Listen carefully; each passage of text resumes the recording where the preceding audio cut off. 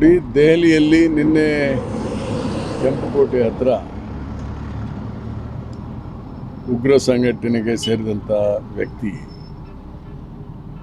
ಈ ಕೃತ್ಯವನ್ನು ಮಾಡಿದ್ದನ್ನು ನಾನು ಖಂಡಿಸ್ತೇನೆ. ಇದು ಅತ್ಯಂತ ಹೀನ ಕೃತ್ಯ ಮತ್ತು ಅವಮಾನೀಯ ಕೃತ್ಯ. ಡಾಕ್ಟರ್ ಉಮರ್ ಮೊಹಮ್ಮದ್ ಒಬ್ಬ ವಿದ್ಯಾವಂತ, is A doctor, is A MD ಆಗಿದೆ.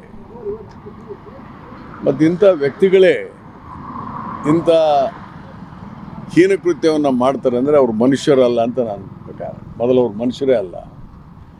Being A doctor, it is A Shem.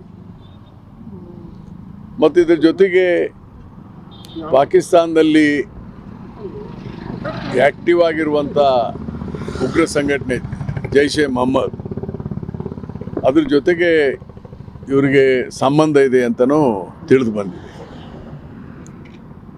ಇವತ್ತು ಕೇಂದ್ರ ಸರ್ಕಾರ, ಪ್ರಧಾನಮಂತ್ರಿಗಳು ಅವರು ಪ್ರತಿ ಸಾರಿ ಮಾತಾಡ್ತಾರೆ, ಈ ಬಾಂಬ್ ಬ್ಲಾಸ್ಟ್ ಆದಾಗ, ಜನ ಸತ್ತಾಗ ಉಗ್ರರನ್ನು ಬಿಡೋದಿಲ್ಲ, ಹಿಡಿದಾಕ್ತೇವೆ, ಅವ್ರನ್ನ ಪ್ರತಿಯೊಬ್ಬರನ್ನೂ ಕೊಂದುಬಿಡ್ತೇವೆ. ಇದು ಕಳೆದ 10 ವರ್ಷದಿಂದ ಮಾತಾಡ್ತಾ ಬಂದಿದ್ದಾರೆ, ಇದೇನು ಹೊಸತೇನಲ್ಲ. ಆದರೆ ಇಂಥ ಸಂದರ್ಭದಲ್ಲಿ ನಾನು ಟೀಕೆ ಮಾಡೋದಕ್ಕಿಂತ ಇವತ್ತು ನಾವು ದೇಶದಲ್ಲಿ ನಾವು ಆಲ್ ಪೊಲಿಟಿಕಲ್ ಪಾರ್ಟಿ ಒಂದಾಗಿ ಹೋಗಬೇಕು. ಅದಕ್ಕೆ ಕಾಂಗ್ರೆಸ್ ನಮ್ಮ ಅಧ್ಯಕ್ಷರು ಕೂಡ ಖರ್ಗೆ ಅವರು ಹೇಳಿದ್ದಾರೆ ಸ್ಪಷ್ಟವಾಗಿ, ನಾವು ಇದನ್ನು ಖಂಡಿಸ್ತೇವೆ ಮತ್ತು ಯಾವುದೇ ಸಂದರ್ಭದಲ್ಲಿ ದೇಶದ ಜನತೆಯ ಜೊತೆಗೆ ಮತ್ತು ಜೊತೆಗೆ ಇರ್ತೀವಿ ಅಂತ ಹೇಳಿದ್ದಾರೆ. But my question is, Delhi is A national capital. ಅದನ್ನು ಡೆಲ್ಲಿಯಲ್ಲಿ ಇಂಥ ಉಗ್ರ ಚಟುವಟಿಕೆ ಏನು ನಡೀತದೆ, ಈ ಚಟುವಟಿಕೆ ನಡಿಬೇಕಾದ್ರೆ ಪೊಲೀಸ್ ಇಂಟೆಲಿಜೆನ್ಸ್ ಇರ್ತದೆ. ದೆಹಲಿ ಪೊಲೀಸ್ ಇಂಟೆಲಿಜೆನ್ಸ್ ಯಾರು? ಕೇಂದ್ರ ಸರ್ಕಾರ. ಯಾಕಂದರೆ Delhi police comes under government of India. ಅಲ್ಲಿ ರಾಜ್ಯ ಸರ್ಕಾರನೂ BJP ಇದೆ, ಅದೇನೇ ಇರಲಿ. ಮತ್ತು ಕೇಂದ್ರ ಸರ್ಕಾರದ police intelligence is utterly failure ಆಗಿದೆ. ಒಂದು ಕಡೆ ರಿಪೋರ್ಟ್ ಹೇಳ್ತಾರೆ,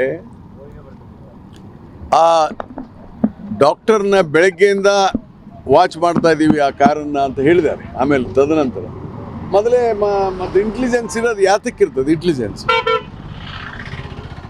ಇಂಟೆಲಿಜೆನ್ಸ್ ಮತ್ತು ಇದನ್ನು ಕಂಡುಹಿಡಿಯೋಕ್ಕಾಗದೇ ಇದ್ದರೆ ಆ ಡಿಪಾರ್ಟ್ಮೆಂಟೇ ತೆಗೆದು ಹಾಕಬೇಕು. That means government of India is utterly failure. ಈ ಥರ ಉಗ್ರ ಕೃತ್ಯ ಆಗ್ತದೆ ಅಂತ ಹೇಳಿ ತಿಳ್ಕೊಳ್ಳೋಕ್ಕೆ ಇಂಟೆಲಿಜೆನ್ಸ್ ಫೇಲ್ಯೂರ್ ಆಗಿದ್ದರಿಂದ home minister has no moral right. Amit Shah ಅವ್ರಿಗೆ ಮಾರಲ್ ರೈಟ್ಸ್ ಇಲ್ಲ.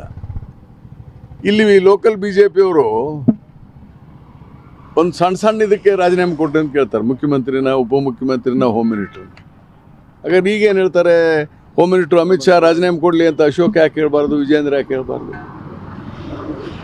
ಒಂದು ಸಣ್ಣ ಇದ್ರಾಗೆ ಫೋನ್ನಾಗಿ ಮಾತಾಡ್ರಿ, ರಾಜೀನಾಮೆ ಕೊಡ್ರಿ.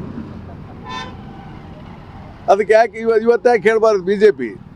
ಅಂದರೆ ಇದರ ಅರ್ಥ BJP ಪಾರ್ಟಿಯ ಡಬಲ್ ಸ್ಟ್ಯಾಂಡರ್ಡ್ ತೋರಿಸ್ತದೆ. ಅಂದರೆ ಇವ್ರಿಗೆ ಎರಡು ನೀತಿ ಇದೆ ಅಂತ ಇವರಿಗೆ.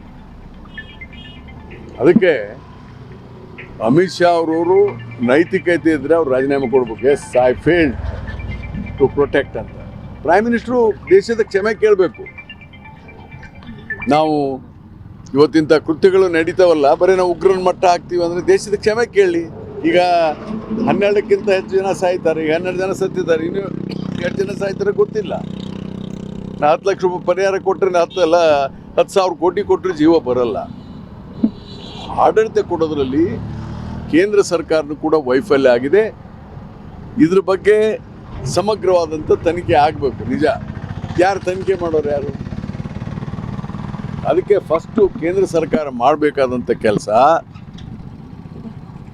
ಪಾಕಿಸ್ತಾನವನ್ನು ಟೆರರಿಸ್ಟ್ ಸ್ಟೇಟ್ ಅಂತ ಹೇಳಿ ಡಿಕ್ಲೇರ್ ಮಾಡಿಸುವಂಥ ಶಕ್ತಿ ಪ್ರೈಮ್ ಮಿನಿಸ್ಟ್ರಿಗೆ ಬೇಕು. ಆ ಶಕ್ತಿ ಇದೆಯಾ? ಟೆರರಿಸ್ಟ್ ಸ್ಟೇಟ್ ಅಂತ ಡಿಕ್ಲೇರ್ ಮಾಡಿಸ್ಲಿ. ಬರೀ ಮಾತಾಡ್ತಾರೆ. ಹೀಗಾಗಿ it is the total failure of the intelligence of the government of India. ಅದಕ್ಕೆ ಪ್ರಧಾನಮಂತ್ರಿ ದೇಶದ ಕ್ಷಮೆ ಕೇಳಲಿ. ಮತ್ತು ನಾವು ಎಲ್ಲಿ ಹೊಡಿತೀವಿ, ಎಲ್ಲಿ ಹೊಡಿತೀರಪ್ಪ? ಮೊದಲು ಇದನ್ನ ಕೆಲಸ ಮಾಡಿ. ಹೀಗಾಗಿ ಇವತ್ತು ದೇಶ ನಿಮ್ಮನ್ನು ಜನ ಕ್ಷಮಿಸೋದಿಲ್ಲ. ಮೊನ್ನೆ ಪುಲ್ವಾಮಾದಲ್ಲಿ ಅಮಾಯಕರು ಸತ್ರು. ಮತ್ತೆ ಏನಾಯ್ತು ಈಗ? BJP ಅದಕ್ಕೇ ಕೇವಲ ಹಿಂದೂ ಮುಸ್ಲಿಂ ಅಂತ ಹೇಳಿ ಹೊರಟಿದ್ದಾರೆ ಹೊರತು ದೇಶದಲ್ಲಿ ಆಗ್ತಿರುವಂಥ ಇಂಥ ಉಗ್ರರ ಕೃತ್ಯಗಳನ್ನು, ದೇಶದಲ್ಲಿ ಆಗ್ತಿರುವಂಥ ಸಮಸ್ಯೆಗಳನ್ನು ಅರ್ಥ ಮಾಡ್ಕೊಳ್ಳದೆ ಪ್ರಧಾನಮಂತ್ರಿ ಇವತ್ತು ವಿಫಲರಾಗಿದ್ದಾರೆ. ಗ್ಯಾರಂಟಿ ನ್ಯೂಸ್, ಸುದ್ದಿ ಖಚಿತ, ನ್ಯಾಯ ನಿಶ್ಚಿತ.